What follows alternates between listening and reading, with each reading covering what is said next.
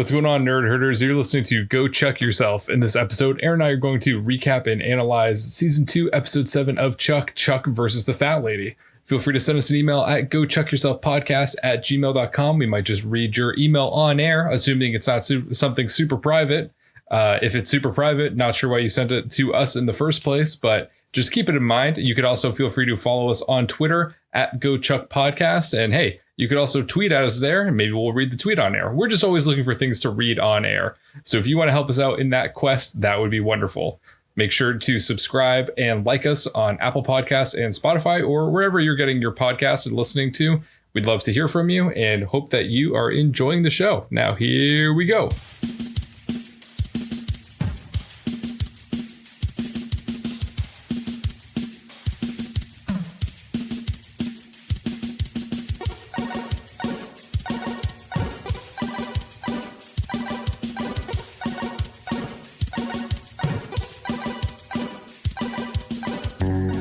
Chuck versus the Fat Lady, more like Chuck versus the Fat Man. Hello, welcome to Go Chuck Yourself. My name is Chris, the Fat Man Gillespie. I was like, who is the Fat Man?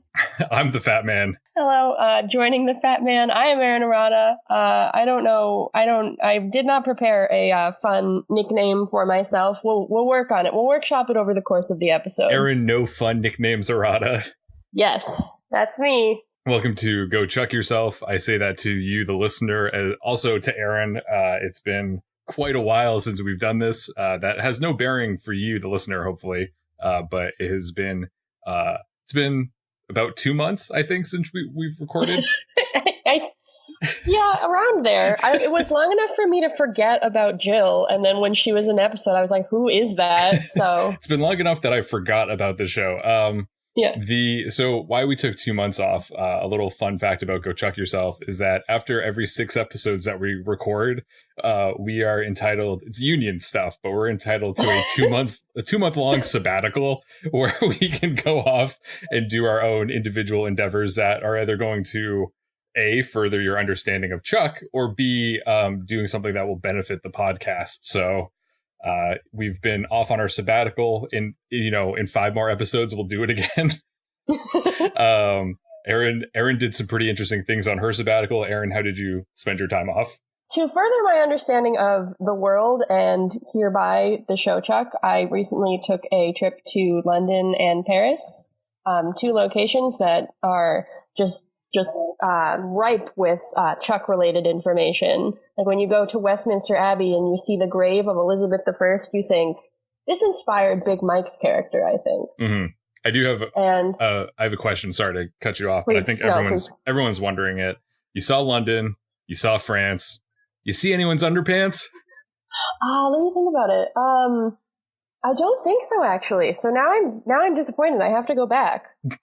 You missed the third piece. You got to go back. Yes, I know. What I did see, we took a cruise, a lunch cruise along the Seine, and they have like a Statue of Liberty there, which I have talked about to everyone, despite the fact that everyone probably knows there is a Statue of Liberty in France. Mm-hmm. But I like to tell everybody about it. And my favorite part of the story is that there was kind of like a jazz singer on the boat. And when they were singing like French songs, it was like mainly like a very touristy thing. So they were singing like the French songs that you know, like as American, British, whatever tourists. But they were singing in French. They were singing like French-ish songs. And then when we passed the Statue of Liberty, they started singing New York, New York. So there you go. Nice. A little reminder of home. Nice. Did you, were you finding yourself that it was a relief being in Europe that, because you're so well known here in America for this particular show that you were kind of able to resume civilian life in Europe? That's actually, yes, that's a very good question. And that is actually definitely the case. I did not receive any special treatment, which was really nice actually, because I just here, it's nice that people shower me with love and affection, but it's also like, is it for me or is it for the show? And there, I got to just be showered by love and affection, just as myself. Right. And they didn't know. Did you make any effort to spread the word of Chuck in Europe or Go Chuck Yourself? Or are we going to have more European downloads? I would hope so. I definitely, I wore my Go Chuck Yourself they're shorts. They have the name of our show written across like the backside of the shorts. So I tried to wear those everywhere I go, and I did get a lot of attention. So that's interesting. Downloads. I didn't know that you made those shorts for yourself. Yeah, they'll be available on our TeePublic that we definitely have one day. Go check yourself booty shorts. That's the merch that everyone wants. Are those still a thing? Because I haven't seen anyone with like words on their butt recently. I guess not. I haven't seen anyone doing it either, I guess. Yeah. Okay. Yeah. Well, we'll bring it back for you. There you go. Go check yourself booty shorts. Yes. My sabbatical, I spent really... Yes, I was gonna ask you that. I just wasn't sure if you were done. Chris, please tell us about your sabbatical. Well, Erin, thanks for asking. My sabbatical, I really wanted to better understand Chuck by really embracing my inner nerd, I suppose. So I took a very long time to rewatch all of the MCU movies leading up to me seeing Avengers Endgame. So I guess I saw all of them besides the Incredible Hulk, but I watched all of... Have we talked about this yet? Have we talked about Endgame? We've not. We will not do it here either. I don't think we can, but we need to talk about it later. But I spent a lot of time having to coordinate viewings of these movies with my friend, and it took a while to have the schedules line up where we could do that, and I eventually saw Endgame a month after it was already in theaters. I lived in constant fear of Endgame spoilers during that time, so I was basically a hermit and was trying to stay away from Googling anything that could potentially yield any Endgame spoilers. That makes sense. And I mean, like, it's kind of a minefield. Like, you could Google pretty much anything and something might come up. I know, that's why I was in constant terror. Yeah. So, but seen Endgame, seen it twice now at this point. So. And now you have a much better appreciation for Thor: The Dark World, the best of the MCU films. Yeah.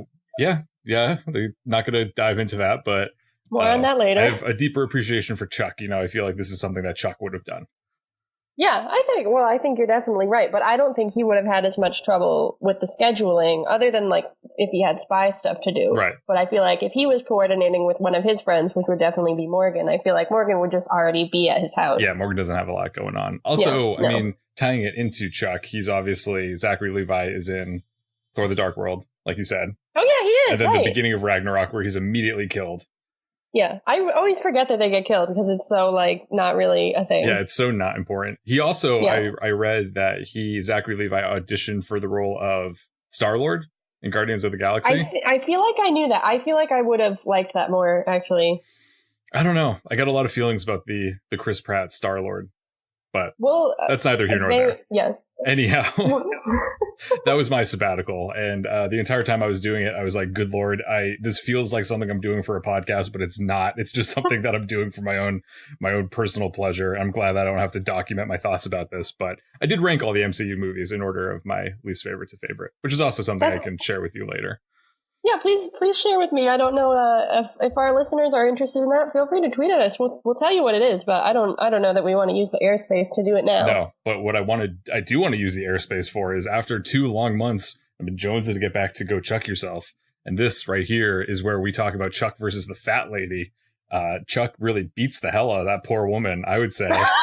He just goes to town. I like, sure, she might be overweight by like medical standards, but I think she carries it well. So. was there a fat lady in this episode?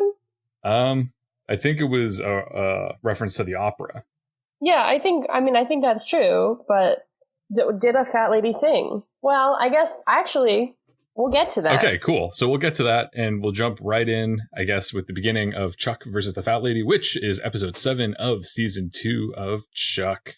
I'm realizing right now that I often start my notes with, this episode is coming in hot, and I'm going to start it that way again. This episode is coming in hot with intense spy music and Chuck leading someone up a staircase. He sprays some kind of mist onto a sensor, he breaks through a keypad on a door, and he exits onto the roof. Something is usually up when episodes start this way, and we do find out that he's actually sneaking out to have a romantic picnic with Jill on the Bymore roof. You can tell she's a real love interest now because she's no longer wearing her glasses. Chris, I have to show you something. Watch this. What's going on? Oh my God! I'm a love interest now. For those of you listening, I just took off my glasses, which I am wearing because I do have a sty in my eye right now, so I gotta wear glasses. So I am a love interest with a sty. Jill asks Chuck how he became a spy, but he does not tell her. More on this later, I guess. She does not know anything about the intersect.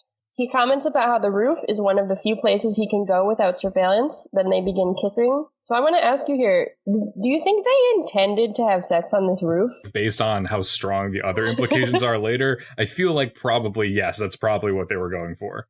Okay, well that sounds uncomfortable and unsanitary, but more power to them. We unfortunately don't get to find out what their intentions were because the security camera on the roof turns and points at Chuck. I guess he's not having true love's kiss where you forget about the world around you and when your lips meet the other person's because he notices the camera despite the fact that he's kissing Jill when this happens. Mm-hmm. He stands up to yell at Casey for spying, and we move back into Castle where Casey and Sarah are both like in the room and Casey's watching through the camera.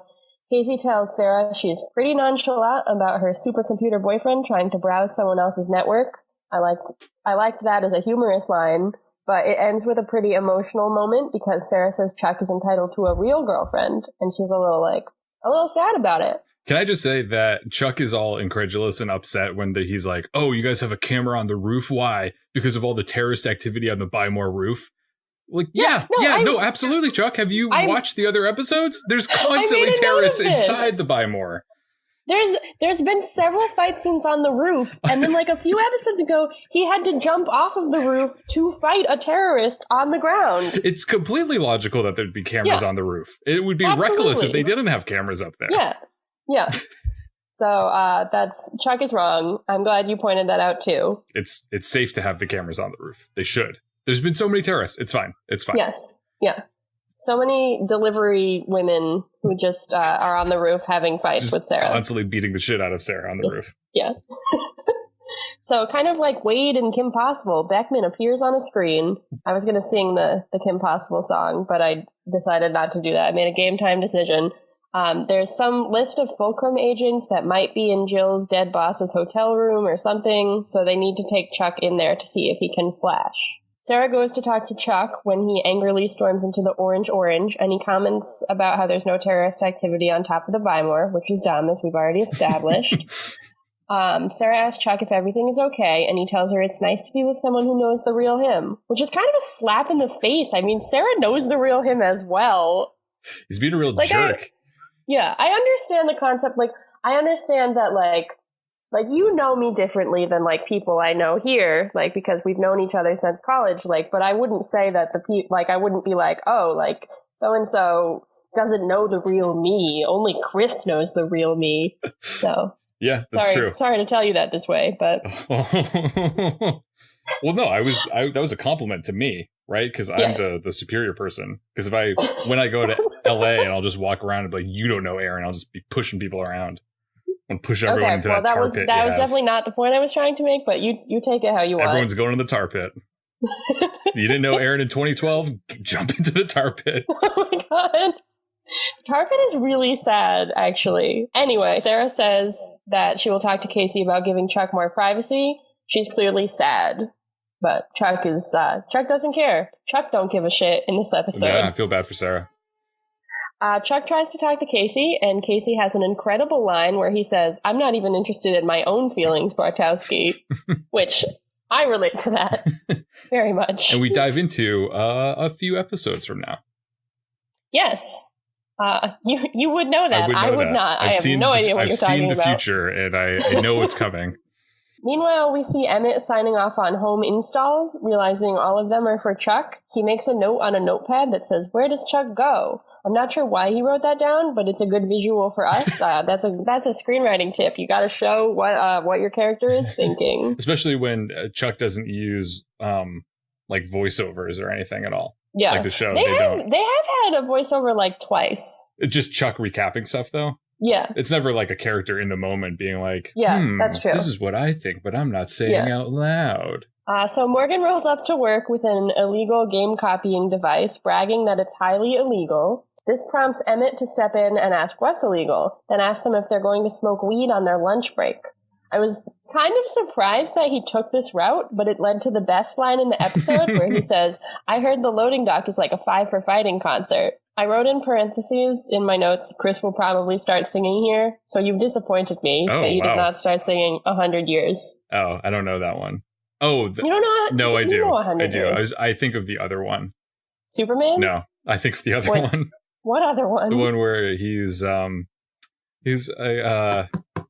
like the riddle or something like that. Oh, okay. Here's that's the answer for you. Now he is singing. That's like way older than the other ones. No, it's not. It's newer. I mean, way newer. That's what I... Yeah. All right. Cool. Are they still a thing? Fighting. I think it was just one guy, and I think absolutely not. But maybe they're still a thing. Apparently he smokes a lot of dope. I guess so. Or people at his concerts do anyway. Or like 5 for smoking. Wow.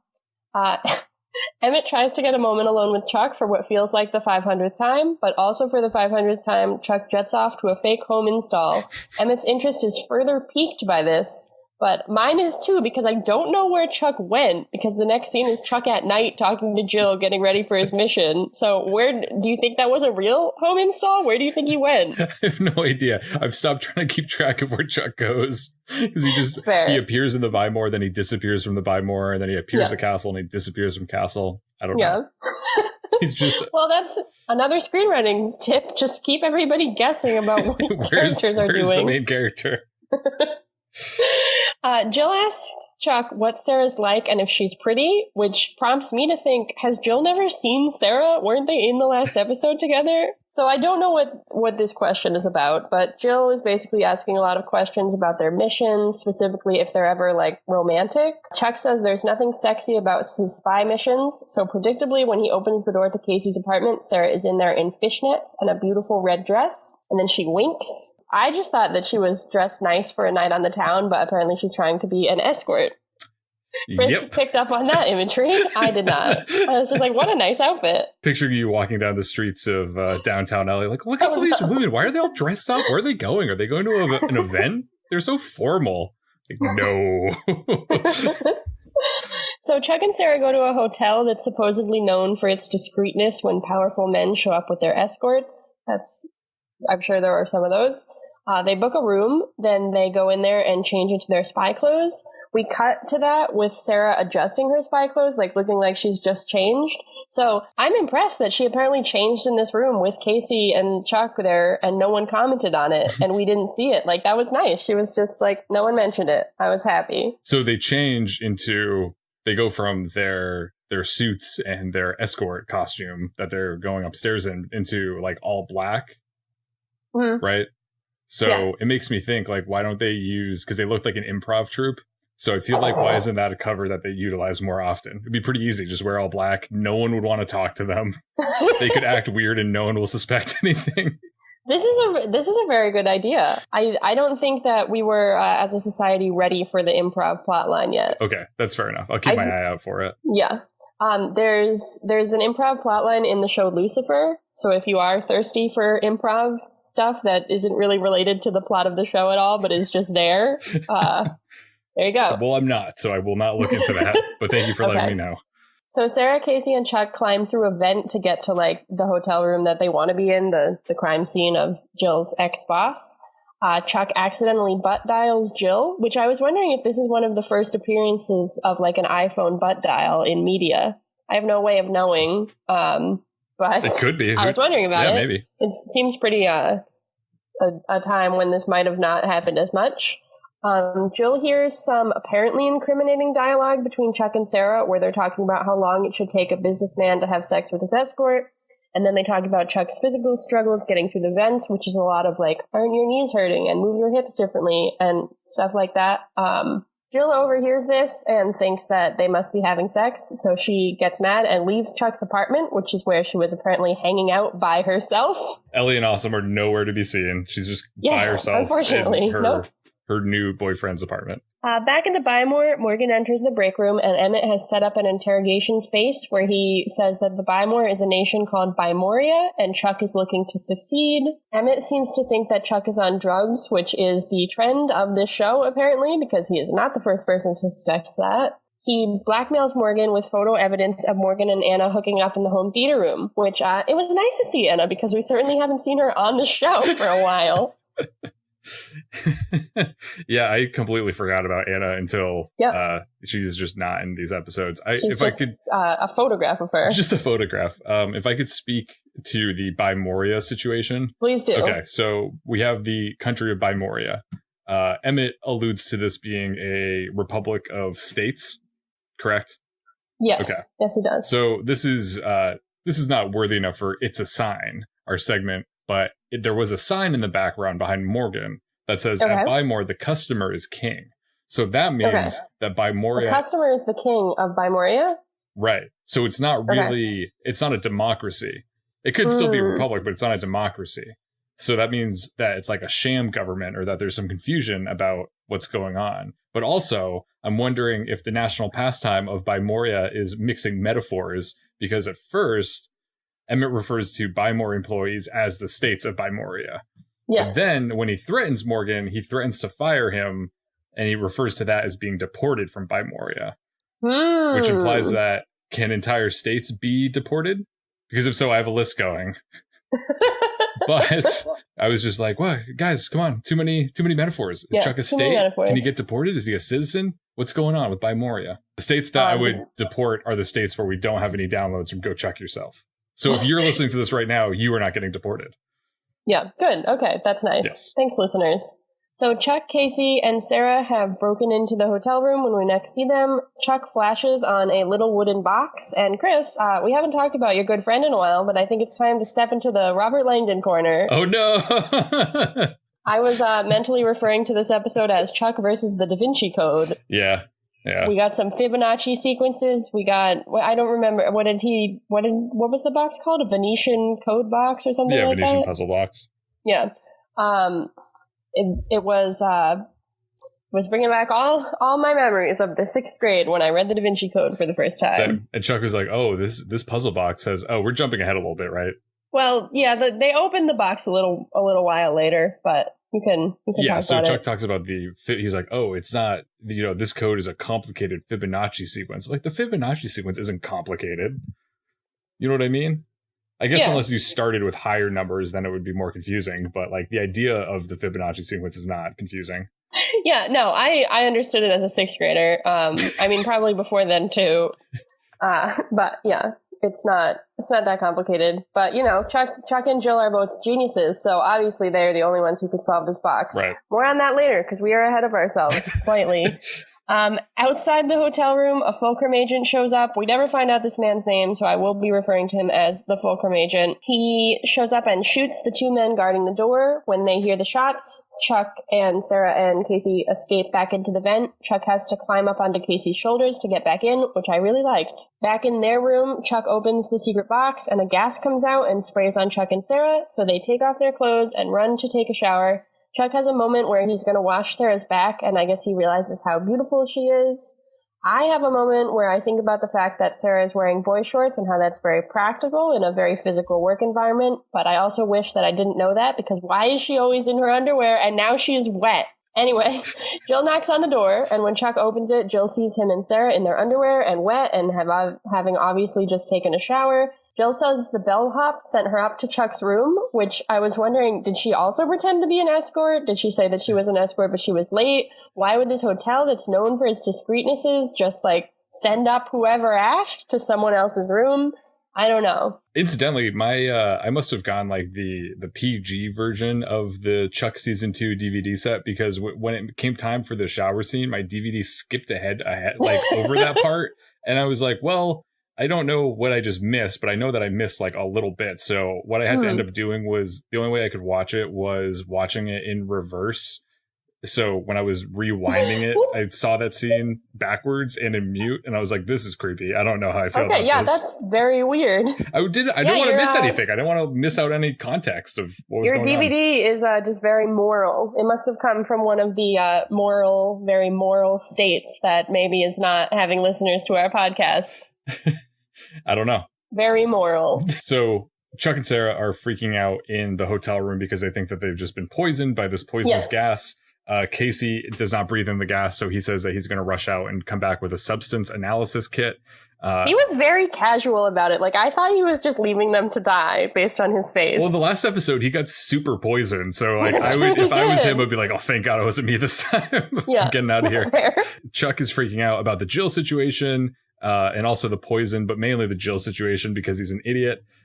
Casey's little kit, he returns with it, and he determines that the substance that Chuck and Sarah were sprayed with is actually just powdered fruit punch. And Sarah and Chuck... Which is weird, but, are not in danger. It's weird. Good. Yep, but they're not in danger. Chuck is aggravated that they went through all of that, including jeopardizing his relationship with Jill just to get sprayed with fruit punch. At this point, I was wondering, I'm like, do they make Kool-Aid? Do you think they could say Kool-Aid? Because I feel like they kept saying powdered fruit punch, and that seems like a way of not saying Kool-Aid. But I think it's Kool-Aid. I didn't think about that, but I think you're probably right. I mean, they call it root and raspberry or something. Well, it ends later. up being high C, but... Oh, okay, yeah, right. I just thought the phrase powdered fruit punch is not one that you hear too often. Yeah. Back at the Buy More, Emmett is continuing his Chuck witch hunt to try to find out where Chuck goes in the middle of the day. God bless him if he finds out, because, we certainly have no idea. Don't know. And we as the viewer are omnipotent, and we can see all while being invisible.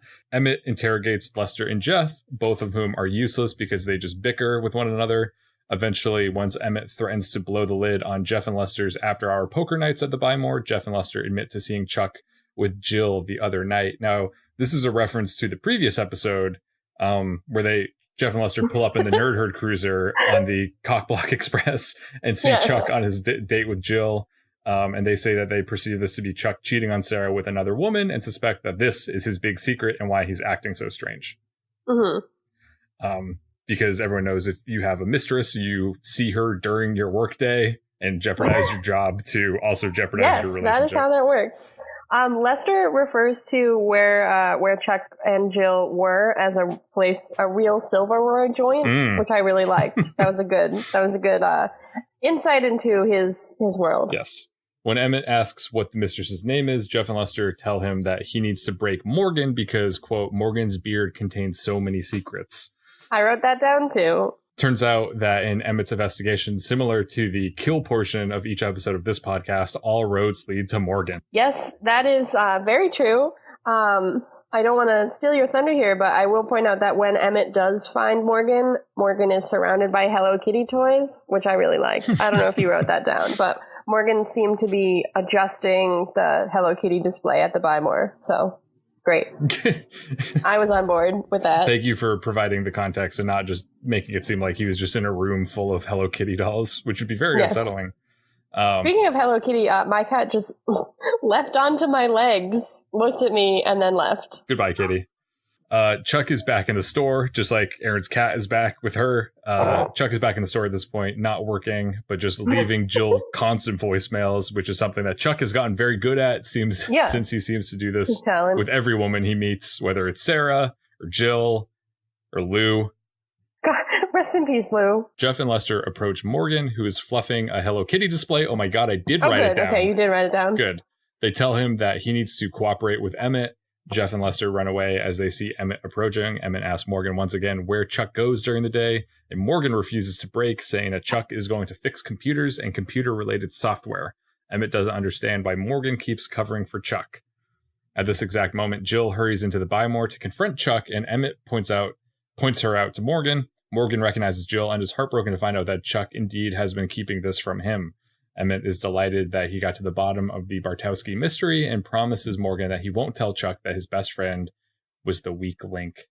Chuck takes... Do they have a plan here? Do they have is Emmett just happy that he thinks that he's cracked it, that it's that Chuck has been sneaking out to sleep with someone? Or is there some implication that Morgan is going, why is Morgan the weak link? Just because he says that's Jill. What does knowing her name mean to Emmett? How is he going to use that information? I think Emmett just wants proof that Chuck is not going on installs when he's leaving. And for whatever reason... Okay, but he doesn't really have that. He just knows that Chuck might be talking to a woman. True. The pieces do not really line up, I guess. Yeah, I just there was in a later scene, which we'll get to, I don't want to get too ahead of ourselves, but in a later scene, he's like, tomorrow, Chuck will get his. And I'm like, how? What did you establish? Emmett is very against adultery.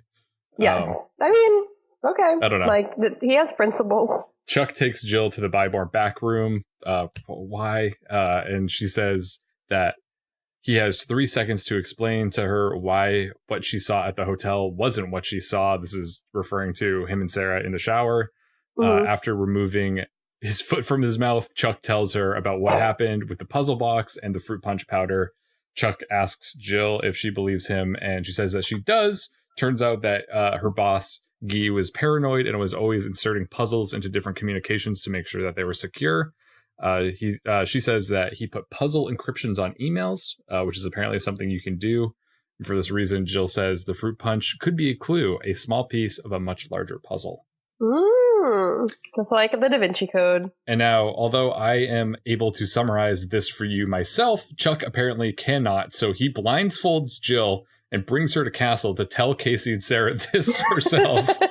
Casey is pissed because he says, quote, "It's not a secret location if you invite people over." And I think this is very legitimate, because if Chuck blindfolds Jill at the Buy More, does he spin her around afterwards? Because if not, and she just like keeps having her bearings, and then they just walk out of the Buy More, and then they keep going through the parking lot, and then into then she smells frozen yogurt into another air-conditioned building on the other side of the parking lot, smelling frozen yogurt, and then they go around the counter and into the back room. Like, she would have to be the dumbest person in the world not to figure out where she was just taken. The blindfold is just about useless since all the other sensory information from the trip gives it all away. I think. Yeah, Chuck, it was not. Chuck should have put a burlap sack over her head as he marched into the parking lot. What do you think, like, the people in the parking lot or, like, the other shoppers thought was happening? Oh my God. As he leads a blindfolded woman into a freezer. Why is that guy from Buy More walking through the parking lot with that blindfolded woman? Yep. Questions we never get an answer to. You don't really see too many blindfolds out in public these days. Yeah, I think that's something we need to see more of, maybe. So when she's in Castle, Jill explains what she just told Chuck and what I just said about Chuck. Jill explains that she thinks that the fruit punch is a clue and insists that they tell her what flavor of fruit punch it was exactly. Sarah speculates that it was traditional flavor. Thanks, Sarah. That's helpful. Well, Casey is just dumbfounded. He didn't taste it, so he has no clue. Or he did taste it, but he doesn't remember or know what it is. But didn't they have a thing that, like, analyzed, like, what it was? Because Jill is like, what was the chemical compound? Correct. And, like, they analyzed it to see if it was a threat. Wouldn't they know? I guess it was just, is this poisonous or not? Okay. But yeah, Casey tasted it and also ran it through some kind of kit and cannot, for the life of him, tell Jill what it is. So they use a different spectrometer kit to analyze the residue that's on the puzzle box. The analysis shows that the residue is of Rootin' Raspberry High C. So it's evidently not Kool-Aid. It's High C. Apparently you could say High C on TV, you can't say Kool-Aid. Maybe someday we'll finally be able to, they'll stop censoring us and we'll be able to say Kool-Aid. I enjoy this crisp, refreshing powdered beverage. It would be really funny if every time we say Kool-Aid in this episode, you bleep it out. It would be funny. It would be really funny. No one would know what we were talking about, but it would be funny. It would be good. The group floats a few different theories as to what the Rootin' Raspberry could represent. Jill says a sports team, maybe. Sarah says it could be referring to international waters. Chuck, I didn't understand. What is that? The high seas. Why? Okay. I didn't get it, but now I get it. Sarah's pretty cerebral. Yeah. Chuck says, hold on. This puzzle box is a music box, and high C is a musical note. So Chuck, Sarah, and Jill try to figure out where they can find a pitch pipe, but Casey starts to sing and hits high C immediately, which opens a secret compartment in the puzzle box. Everyone is dumbfounded, included myself, and Casey explains that he was a choir boy growing up and that he, quote, wasn't hatched, which I really enjoyed. I really enjoyed that too. That was a really good moment for Casey. Chuck examines the mystery item, which turns out to be opera glasses, or like those tiny little glasses that you'd wear like in a balcony at the opera or at some other place where you're trying to look fancy but also can't see things. Yes. He flashes on the glasses and realizes that they're not glasses. They're actually a sophisticated key. Casey says, "Where's the lock?" To which Chuck retorts, "Where is the opera?" So cut to Sarah and Casey. I asked that question when we got to Paris. Where is the opera? I wanted to see my boy, the Phantom. Oh. More on that later, I guess.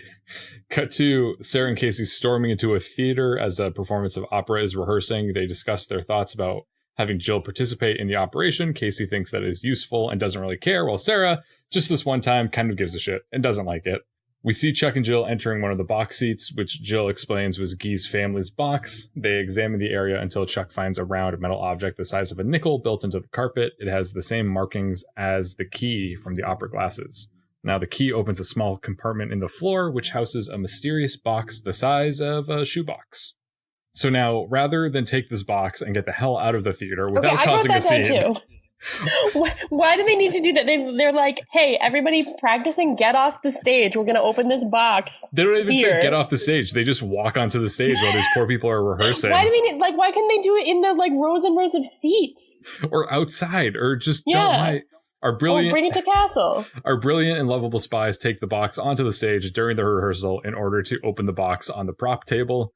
Casey opens the box and we see some musical sheet notes as well as a ticking timer. Uh-oh, looks like we found a bomb. Good thing we just opened it up in the middle of the theater. Casey evacuates the civilians who are just trying to rehearse their show. Sarah tries to usher Jill and Chuck out, but Jill won't have it. She says that Guy wouldn't have wanted to hurt people and that the timer is just a time-sensitive puzzle. Sarah says, what if you're wrong? And Jill says, that doesn't happen. Oh, that was amazing. I'm going to use that in everyday life. Chuck is silent, but his face says, uh-oh, my intelligent, powerful girlfriends are fighting. Jill starts working on solving the puzzle with Chuck's help, but Sarah is anxious that it is really a bomb and tries to drag Chuck away because he is the intersect after all, but Chuck says that he believes Jill because she hasn't been wrong yet, and Sarah is just, she's beside herself at this point. That's true. Chuck's being a real little dickhead this episode. Also, as this is happening, the Fulcrum assassin from earlier in the episode, who does not have a name, kills FBI agents who are entering the theater to see what's going on and to probably kill someone else. As the seconds tick down into single digits, Sarah is panicking, but Jill and Chuck solve the puzzle, and a USB drive pops out. Jill and Chuck celebrate with a celebratory makeout session, while Sarah and Casey are like, what the hell is going on? Hell yeah. Later that night, Sarah and Casey talk to Beckman about their findings. Beckman tells them that they are currently cross-referencing the list of CIA agents on the USB drive with their database to finally put together a comprehensive list of Fulcrum operatives. Beckman is very pleased and wishes to thank Chuck, but he's not there. She asks, where is he? Yeah, where is he? And Casey says, probably rounding second base by this point. That was very uncomfortable. So Devin is clearly not in this episode, but thank God that Casey is here to advocate for and promote Chuck's sex life. Yeah, he fulfills the role. Sarah rolls her eyes so hard that they become disconnected from her brain and her head explodes. That was a very, very violent scene for the show, Chuck, I feel. Like someone's head exploding, but yeah. It's sometimes it's the only way to make your point. Yeah. Cut to Chuck's bedroom where the makeout session is actually in full swing. Jill reaches for Chuck's penis. Why did I write that? Yeah, she did. That is a good description of what was happening there. Okay.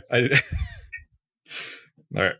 Cut to Chuck's bedroom where the makeout session continues in full swing. Jill reaches for Chuck's penis, which is also probably called Mr. Carmichael.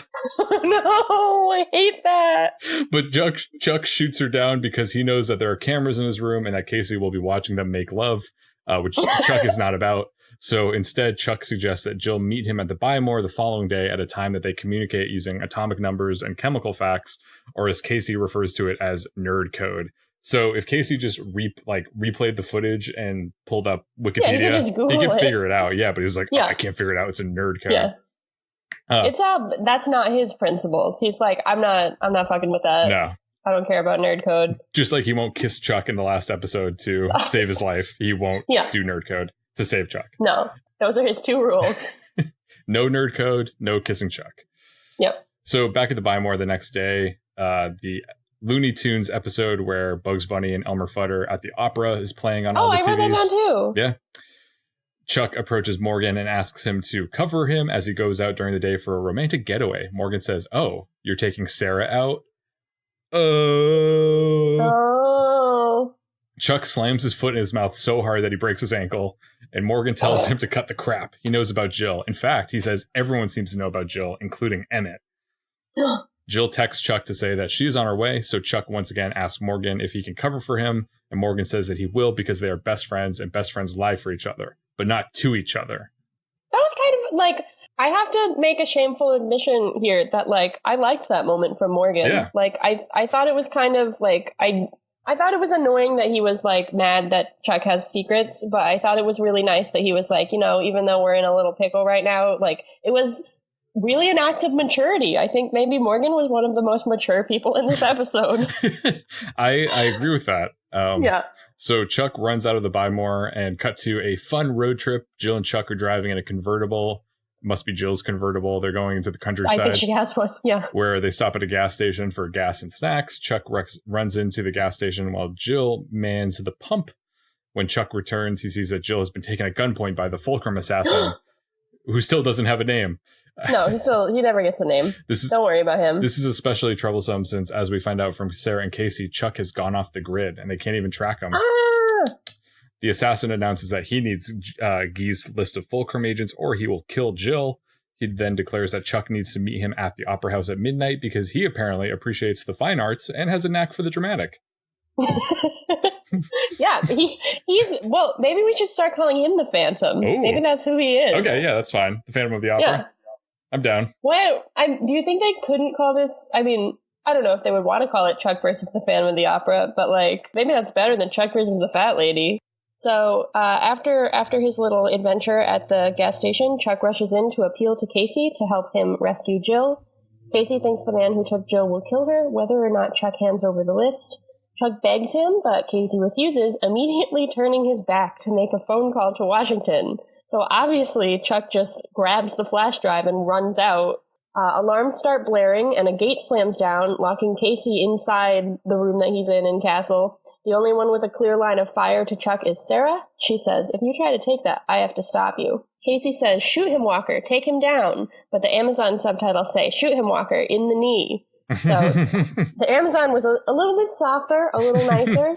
But the real Casey, he is not, he's taking names, he's taking shots, he's not, he's a straight shooter. Unfortunately, Chuck says he has to steal the flash drive because it's Jill. Which means something to everyone, I guess. Sarah is unable to shoot him, so he escapes. He goes to his locker at the Buy More, which I'm not really sure why he went there. Maybe he's taking his job very seriously. Maybe he wants to clock out. Maybe he left something there. I was thinking that he needed the keys for a Herdmobile. Oh, that makes sense. But he does seem oddly interested in Morgan's locker, which we know is Morgan's locker because it has a lot of stickers for EA games. And I had forgotten about the game copier, so I was like, what about EA games is inspiring him? Is the initials EA? Do they mean something? But no, that's not what's happening. But we'll figure out what exactly was happening later because we cut to Casey and Sarah sorting out whatever was happening with Castle. It seems to me like Castle is, you can get locked in or locked out or like, it's just whatever the episode needs, Castle will do it. But they figure out how to get out of there. And they track Chuck's location. He is no longer off the grid. Sarah says she couldn't shoot Chuck because he's the intersect, and Casey asks, "Is that all he is?" Which I thought was a very good line. Meanwhile, Chuck does have one of the Nerd Herd cars. He's driving very fast to the opera. This car is a Toyota Matrix instead of a smart car, and that will be the only time I know what kind of cars are on screen, but they say it later, so I just wanted to point out that this is a different type of car, and it is a Matrix. Fair enough. The unnamed Fulcrum agent has Jill at gunpoint at the Opera House stage. Jill says Chuck, and Chuck says Jill, and the agent says enough pillow talk. I'm doing it wrong, I guess. There's a pretty good standoff where it's just Chuck, Jill, and the Fulcrum guy. Then Casey shows up, but the Fulcrum guy says that he has a sniper pointing at Chuck. Then Sarah shows up and knocks the sniper out of the opera box. So Sarah is the sniper now, and the good guys seem to have the advantage. Unfortunately, the Fulcrum guy points his gun at Chuck. But fortunately, Casey says he was thinking of shooting Chuck too, and he points his second gun at Chuck. So everybody's basically just pointing guns at Chuck except for Sarah. Casey says if Chuck tries to hand over the flash drive, he will shoot him. Chuck does it anyway, and he winks at Casey, which makes Casey hesitate. The Fulcrum agent destroys the flash drive under his boot, then leaves. So this man is presumably still alive, so maybe we'll see him again. Maybe he'll get a name. He's pretty much just the Phantom. He basically rides out of there behind the curtain on a rope. He goes back to his underground cave to sing to Christine. Anyway, he leaves, whatever he does.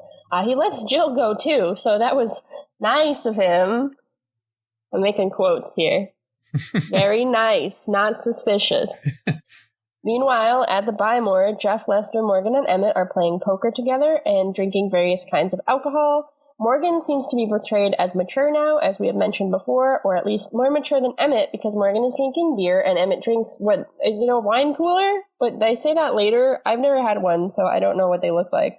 Yeah, it seemed like it, or some kind of malt fruit straight beverage. Alcohol. I drink straight whiskey all the time. I know, that's the only alcohol I know. Yeah, he has the line where he takes a sip, Emmett does, and he says, tastes like high school. Yeah. So I like that. Looks like it's like mostly sugar. It's like the equivalent of like when I was in college and starting to drink and I would have like whipped cream flavored vodka or like those little like very sweet shots. That's what I assumed it was. Yeah. But looks like a Seagram's Island cooler or whatever they're called. Island yeah. Buddies. Well, like the show like takes the piss out of Emmett all the time, but like the man knows what he likes. Like that's his alcohol. Why do we gotta judge him for that? Like we're like it's just your preferences in alcohol are not an indicator of your worth as a man. Come on, Chuck. Yeah, word. I'm gonna snap to that. Yeah.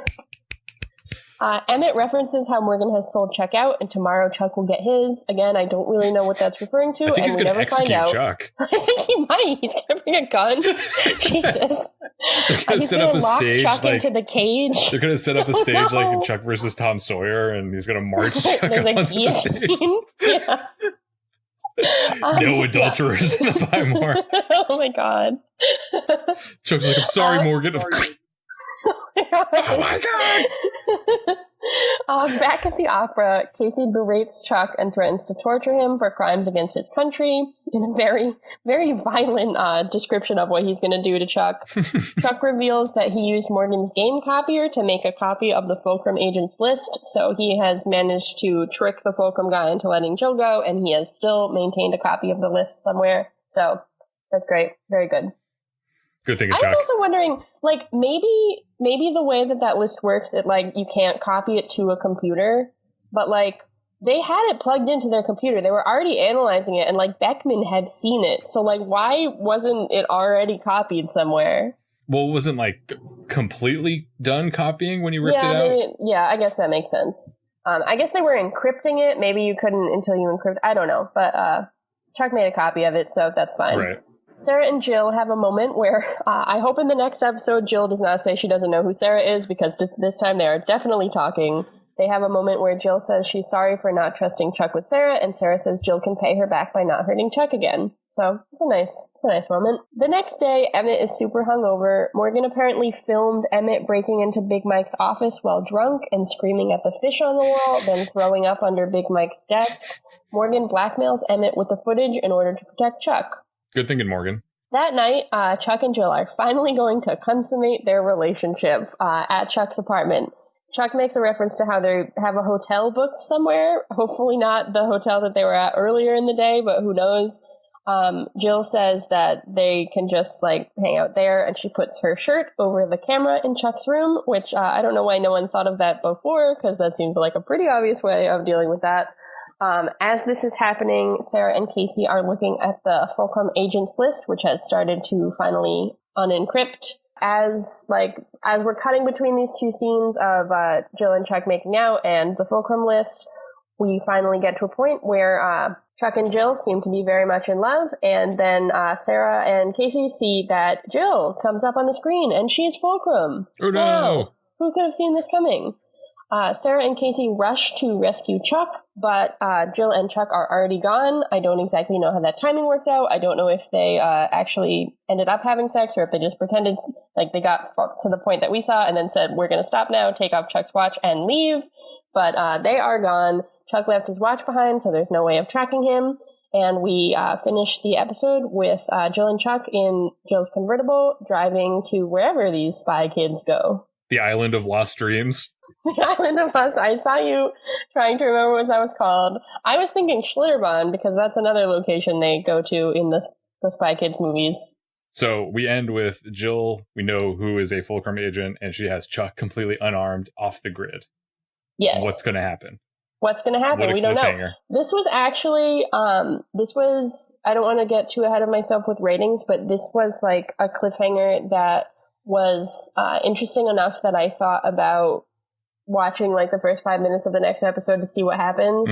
Because I wasn't going to watch the whole next episode right then, but I was like, I need to know, like, if Chuck's going to be okay. So it was good. It was a good cliffhanger. Yeah. It sure was. That's episode 7, season 2, Chuck versus the Fat Lady. There it is. A lot happens in this particular episode. I have some background information to pop in here. You already mentioned the Bugs Bunny cartoon, What's Opera Doc is what it's called. Probably if you pronounce that a little bit differently, it would be funnier than when I just said it. But it is playing, I did notice it on the screens and I was like, what is that? Is that The Simpsons? And then I realized it was Looney Tunes, but I am not really familiar with the Looney Tunes because I wasn't allowed to watch it as a child. So I did not know the various minutiae of the episodes and that there was an opera. But why? Very relevant. Because it was too violent? Too violent. Really? I wasn't allowed to watch that or Power Rangers. Interesting. Or SpongeBob, but I did watch SpongeBob anyway. The SpongeBob, my dad liked it. Oh. SpongeBob isn't violent. No, I don't really know why I wasn't supposed to watch SpongeBob, but the point of it was that my dad really liked SpongeBob, so we would watch it in secret. I didn't know that. That my dad liked SpongeBob? Yeah. I mean, I don't think he really thinks about it anymore, but like when I was a kid, he really liked it. Oh, well, you should try to get him to think about it more. He loved Squidward. Really? I think he related to him, yeah. All these memories are coming back now, I guess, you know. Squidward was a dad character. Your dad definitely liked Squidward, too. I don't think my dad ever watched SpongeBob. My mom hated SpongeBob, but I mean, I don't blame her. You don't like it? I mean, I think it's a good. I don't know. I haven't watched it in a while. Like, I think it's hard to separate my my experience of SpongeBob as a child from like what I think of it now. But I saw the SpongeBob musical in New York. So well, I thought that was fun. I don't think that counts, but that's fine.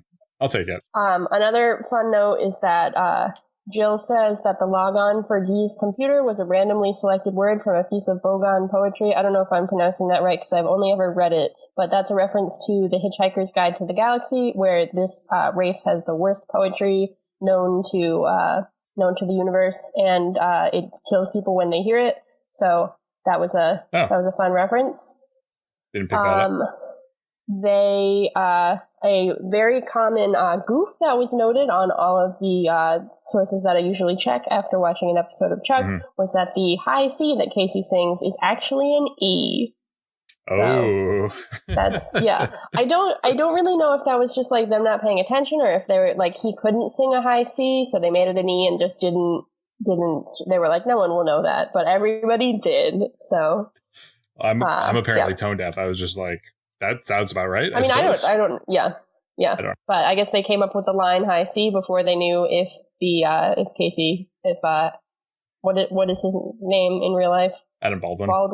Adam Baldwin. I was going to say Alec, and I'm like, that's incorrect. I know that's wrong. Alec Baldwin. Adam Baldwin could not sing. Maybe Alec Baldwin could sing a high C, but Adam Baldwin maybe can't. That'd be a very different show. Alec Baldwin was Casey. I was wondering if they were related. Like the first time I saw, I was like, yeah, he could be a Baldwin, but I think it's just a name. Just a name. Just a name. So would you like to move into Chuck, Marry, Kill? I would. Chuck, Marry, Kill. One part of this episode where we'd like to marry it because we liked it, and one part of this episode that we'd like to kill it because we did not like it. Good description. Thank you. That is very concise, very true. That's another reoccurring thing in this show is you complimenting me for how I introduced Chuck, Marry, Kill. Good. It's always patronizing. It's great. So my Mary for this week, and I think you alluded to it a little bit earlier, so you won't be too surprised, and you're not going to judge me too much. Is it the 5 for fighting line? It's not, but okay. I think for the first time, Morgan is almost completely redeemable in this episode, and he doesn't do anything bad. Yeah. So nice. It was a relief being like, hey, Morgan's kind of like the only one that has a good head on his shoulders this time around. Yeah. So little to ask and yet so rare to see. And he doesn't undermine it at all. It's not like he's like doing well for the entire episode and then like the last 3 minutes he like takes a bucket of Ellie's underwear or something and takes a bath in it. I don't know. Yeah.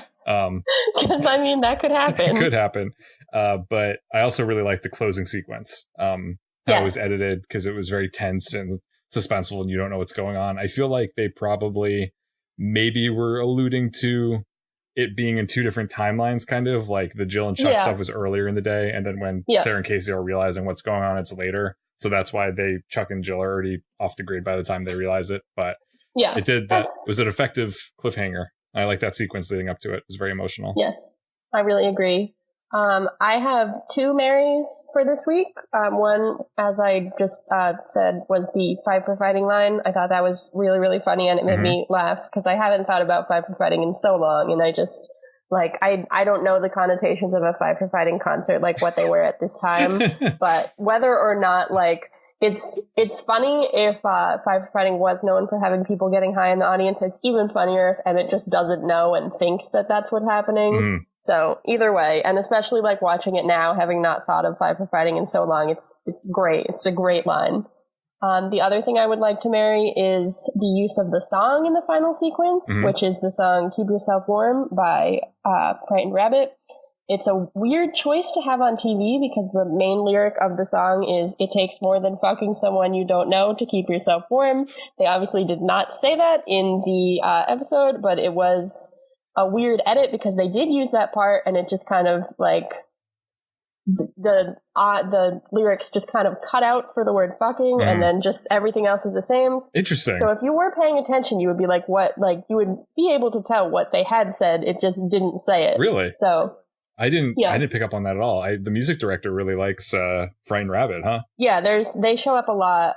There's definitely other episodes where they've used the 2 songs that I knew the best, but they definitely use them later. I can think of other scenes specifically involving Sarah in later in the show or maybe this season where other songs play. Interesting. So they love Frightened Rabbit. Nice. She loves them. What would you kill? Yeah, my kill was pretty minor. I was aggravated that they didn't even try to give the assassin a name. I feel like they didn't even consider how difficult it would make producing a podcast about this show. 10 we're years just later, gonna have to refer to him he all the time. Not giving There's him so a many name. characters where the assassin, the fulcrum man. Yeah. Who is he talking about? What you couldn't just say oh look, it's Bill. Steve. Yeah. Steve. It's Bill Steve. Bill Steve. Steve Bill. So that was my kill. I would kill I thought it was a little excessively immature in the scene where Sarah is pretending to be an escort, where the bellhop men point at her and say, "Wonder how much that costs." Because this hotel, it's implied that there's a lot of escorts hanging out there. I don't know why these men are specific. I don't know what that question is. I don't know. It seems like they see a lot of escorts. Do they do this for everyone? Is it just Sarah? I don't know. So I would have just got rid of that. Yeah, I think that's valid. Because we know that Sarah's beautiful and that everybody loves her. So we don't need another example of that. Yeah, it doesn't add anything. This kind of sexist way.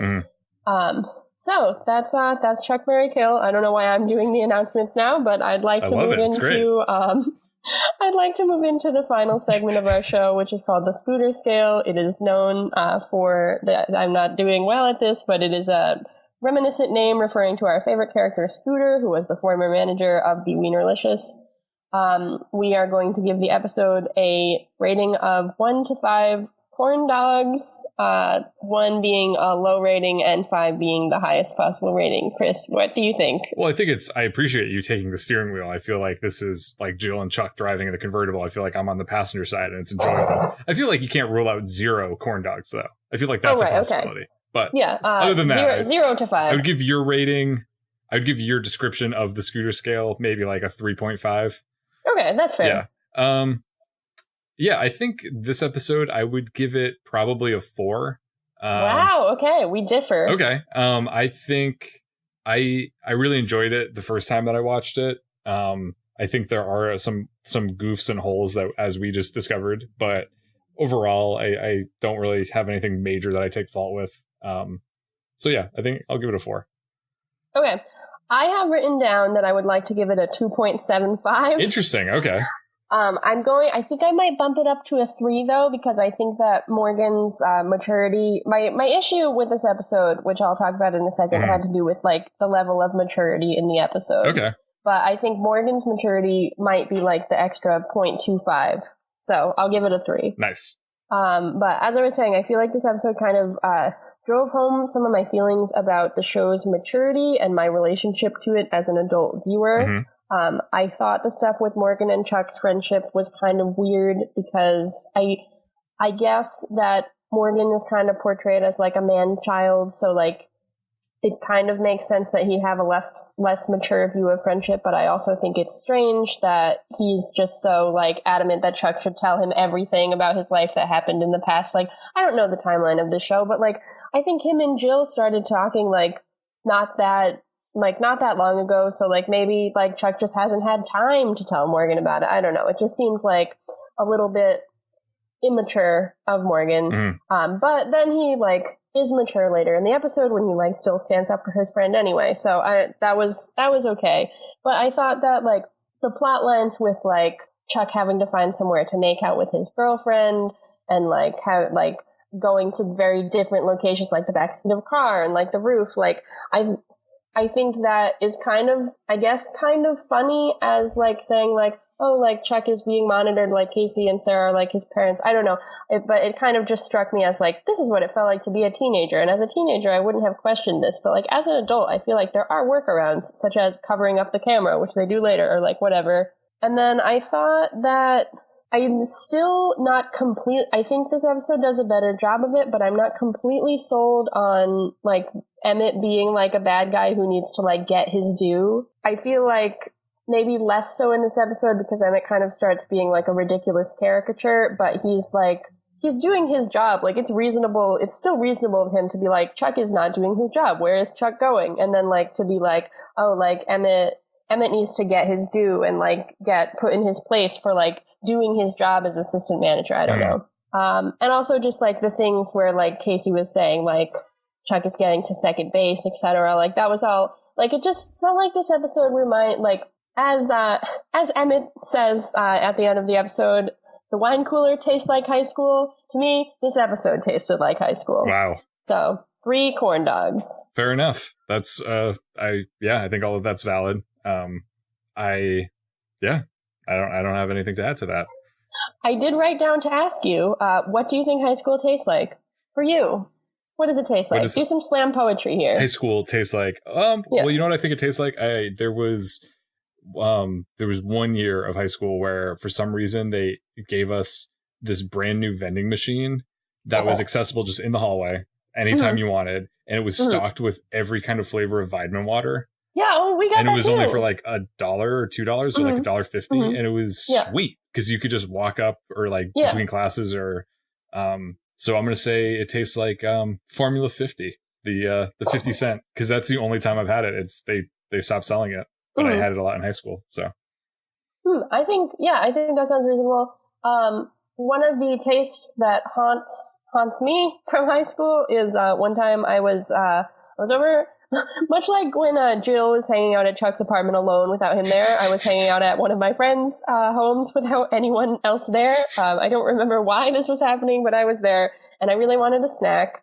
And I saw that they had some bread, and then I looked in the fridge, and I saw that they had some frosting. And at the time, I thought, bread is kind of like cake, so I put the frosting on the bread, and it was disgusting, and I still am haunted by that. So I don't know if that's what the whole high school experience tastes like for me, but definitely this one moment of high school. I forgot. I knew that story deep down in my memory, and I did not know that was what that story was going to be. But as soon as you introduced the bread and the frosting, I was like, oh no, it's this story. Yeah. There is a commercial for vitamins where a woman's children come in and say, Mom, we made you fairy bread or like something. And then they give it to her and it's bread with frosting on it. And I'm like, this is so gross. So I see that commercial. Oh, all the yeah, time. yeah. Like, I remember, I've seen that commercial. That's valid. Yeah. Well, it's officially, if we started talking about commercials for vitamins, it officially means that we've gone on too long. So I think it is time for us to have the fat lady sing. Or I guess we could. Can you sing a high C for us? Can you sing some Five for Fighting? We can have the fat man sing, so I can sing us out with some. That's what that song is. Yeah. I'm Chris Gillespie. Thanks for listening. We'll see you next week on Go Chuck Yourself. I would like to remind you that food is sexy. And I'm Erin reminding you that anything is possible. When you've only got 100 years to live. Like that's like a median age, right? Like is that an average? 100? Yeah, I think that's really generous. I think it would be wonderful, to have that. But a lot of people are not that lucky. Yeah, I mean, but the song, can you imagine? You only got 82 years to live. And he puts your name in it. He just knows when everyone will die. When you're having a rada and you've only got 73 years to live. Oh my god. This is scary now. Death is imminent. All right, see you next week, folks. Bye. Thanks for listening. Special thanks to freemusicarchive.org and the artist Hadakoa for providing us with our theme song, Warm Up. Make sure to email us at gochuckyourselfpodcast@gmail.com and tweet at us at gochuckpodcast. Remember to like and subscribe to our show on Apple Podcasts and write a review if that's something you need to do. We'll see you next week. Bye-bye.